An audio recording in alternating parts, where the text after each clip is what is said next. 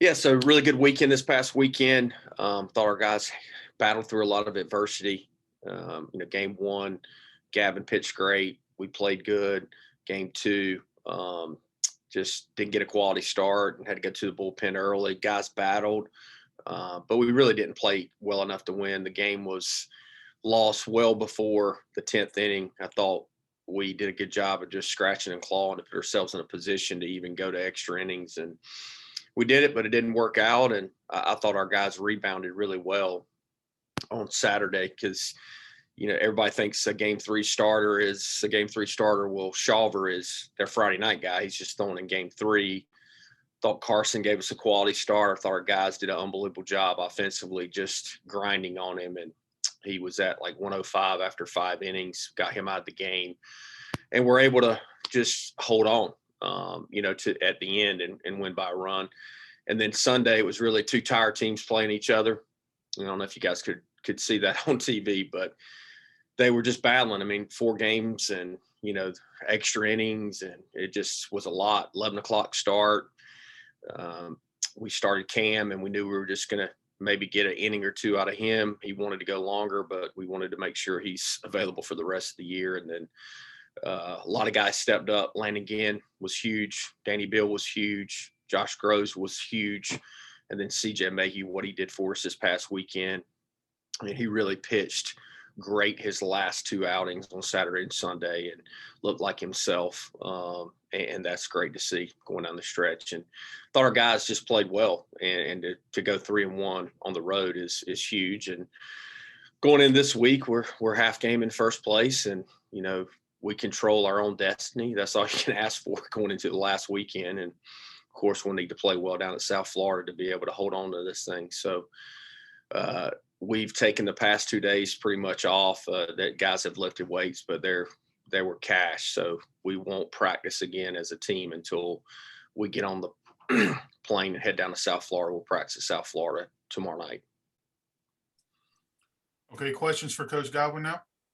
Coach, how much of this has been kind of cumulative in terms of just kind of getting worn out as the season goes on for all of these teams, but yours in particular, you just alluded to that a little bit. Talk about the cumulative effect of these 4-game weekends and how that's kind of a little bit different, if anything.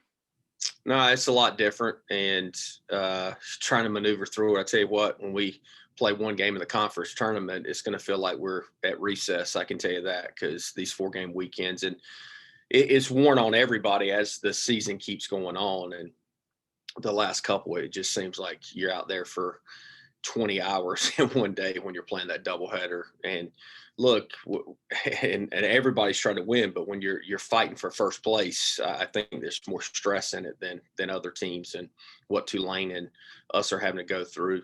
Of course, everybody's trying to beat us, but at the same time, it's just every pitch is the difference between winning and losing a game. And all the games were close at Cincinnati.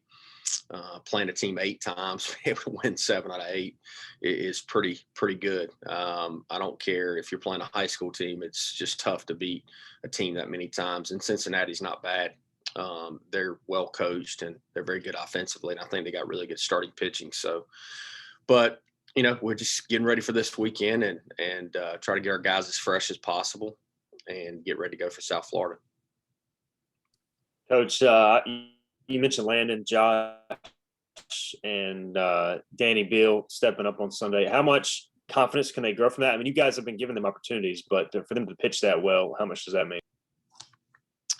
Well, I hope it gives them a lot of confidence. I really thought Landon was just super confident, just attacking the strike zone. Danny and him, I think they went 14 up, 14 down in a tight game on the road. So I thought that was huge for them to continue to go out there and do that. AJ Wilson had a big weekend too, coming in, getting some lefties out for us. So a lot of guys stepped up. Cliff, can you talk about maybe your assessment of Jake Cooch Maynor coming out of the bullpen? And how does the starting pitching stack up for this upcoming series? First off, Cooch pitched really well at the bullpen on Friday for 2 innings, and then for whatever reason kind of lost his command the first 2 batters. We went to another guy after that. Sunday, his stuff's a lot better. He got a guy 2-2 who's a senior. I think he's a senior. He's an older guy. He's hitting in the 9-hole, I think. But 8 home runs, and he threw a 2-2 fastball right down the middle, and the guy hit it out, which he didn't execute that pitch. But the thing that bothered me the most, and Cooch and I talked about this, was he walked the next guy. And that's just not like him. But he played first base for us as well. Mullen tweaked his hamstring. I don't know if you guys knew that. Obviously, he was kind of laboring into second base on that double when he knocked in 2 guys on Friday. I really didn't think he'd be able to go Saturday. And Zach Womack did a tremendous job with him. And he said, look, I can run 80%. I said, well, you're not fast anyway, so we'll just DH you. And if you get in a double play situation, hit the ball in the air. And he did a great job. I mean, he had some really good at-bats for Saturday and Sunday. So hopefully he feels better and has an option to play first base. He actually tweaked it stretching at first base. So that's the way he kind of tweaked his hamstring. And the starting pitching, how does it look for this weekend? Gavin Williams will pitch at some point in time. Carson Wisenhunt will pitch at some point in time. Tyler Smith will pitch at some point in time. After that, I got no idea. So we're going to figure it out on the fly, see how guys feel. Look, we're going down there to win. We're not going down there to throw off. I mean, we're playing for something, but I just don't know how it's going to stack up right now. We're going to continue to see how guys feel and how their bullpens go and all that good stuff. As far as travel, will you go directly from Tampa to Clearwater? Yes, we fly tomorrow from RDU to Tampa. We'll be in Tampa from Wednesday afternoon until Sunday. We'll play the 4 games. We'll lift on Sunday, and then we'll get on the bus and drive to Clearwater Sunday afternoon, check into the hotel there, practice, I think, on Monday. I'm going to be honest with you. It's the first time I don't even know what the conference tournament looks like. So have not looked at it. It's been one of those years where I know you guys get tired of hearing game by game, but I don't even know when the games are. I think we play on Tuesday. I think everybody's playing on Tuesday. So that's all I know.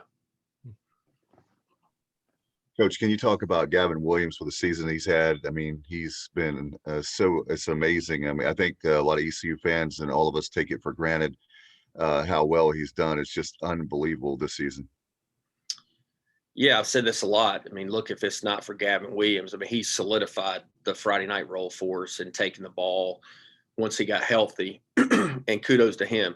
And I don't know if I said this public or not, but Gavin Williams bet on himself by not taking some money out of the professional draft. I did not twist his arm. Him and I had a discussion. He told me these were the things that he was looking for. And I made sure that he told his parents the same thing he told me. And I said, well, if this is what you're saying, then make sure that you tell your parents. And then if it doesn't work out the way you want it to, then come back here and prove people that you can take the ball on Friday night and go out there. And I don't think he would have went out into professional baseball. And this is my personal opinion, and who am I? But if he'd have left last year, his, repertoire of pitches wouldn't be as good as they are right now. And they probably would have thrown him in the bullpen. But now he's proven to people that he can take the ball and go out there and throw 5 to 7 innings and be lights out. And it's really special. I definitely think people take it for granted. I do not take it for granted. Our coaches don't take it for granted. Our players don't take it for granted. But it is really like how Agnos was back in 19. And, when they go out there, you got a really good chance to win the baseball game when they're pitching. And they would stack up against anybody in the country. I mean, Gavin could pitch anywhere, and Jake could too. So as a lot of our pitchers, but to take the ball on Friday night, people don't understand how important that is because you're matching up against everybody else as number one. And Gavin's done an unbelievable job doing that. Cliff, you got a lot of uniform combinations, and kind of how are those decisions made as far as what you're wearing on a particular game? Well, we really look at that graphic that they put on Twitter and see how many wins that we have on each uniform. That's really the way we decide. And so we just wear the uniform that we've won the most games. No, I'm kidding. At home, we get to decide what we wear. On the road, you have to match up against what they're wearing. And a lot of teams have different, uniforms like we do. So you can't wear black when they're wearing black, or, if they're wearing red, you don't really want to wear purple. It's just, you try to mix and match what they're wearing. So that's the way we do it. Coach, you mentioned you don't worry about the conference tournament at this point, but you guys do have to play 4 games in 3 days and then turn around on 2 days rest and play the conference tournament. I mean, do you have to manage the pitching at all towards the latter half of the series? Or you just worry about winning and playing for a regular season title? We're playing for a regular season title. We're going to play for a regular season title, and then we'll figure out Tuesday when it gets here. We got enough guys that even if we have to bullpen it on Tuesday, then we can bullpen it on Tuesday. So we're just going to worry about taking it game by game, and we've put ourselves in a good situation. But that's why I haven't even looked at the conference tournament, because right now the conference tournament don't matter. We're going to play in the conference tournament, but we're going to need to worry about South Florida right now. Can you talk a little bit about South Florida and kind of the challenges they might present? Al, I'm sorry, but we got back at 1:30 on Sunday or Monday morning. I have not looked at South Florida. I have no idea what they have. I know they're good enough to beat us. That's about it. They've got some good players, but other than that, I got nothing for you. Sorry, I can't give you more information on them. You'll expand your knowledge, I guess, in the next period before you get the road then. Yeah, Al. But the thing is, and I tell you guys this all the time, and you guys probably don't believe me, but I don't worry about the other team. Yeah, I go watch all the pitchers and give the hitters information, and Deets and AK and Jeff watch the offensive side of the ball for South Florida, but we're worried about ourselves. Like if we go out there and execute what we do, then we feel like we're in pretty good shape. And that comes from John Wooden. Don't overly concern yourselves with other opponents.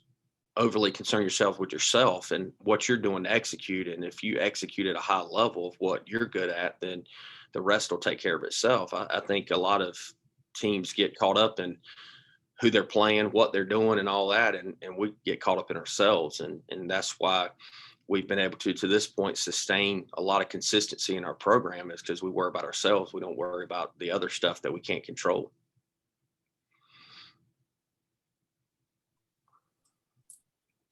Okay, do we got any other questions for Coach this morning? Is there anything in particular about South Florida's ballpark that's kind of unique that requires adjustment? No, we haven't been there in a few years, but it plays normal. They've got a nice facility, so it'll be hot. But other than that, that's all I got for you. Infield is normally pretty firm, so ground balls get through the infield pretty good, but that's all I have for you. It's a grass infield. Grass infield, they're all natural. Yep. Okay, Thanks, Coach. anything else for Coach? All right, Cliff, thank you very much. Hey, thank you guys. Appreciate your time. All righty, see you, Coach.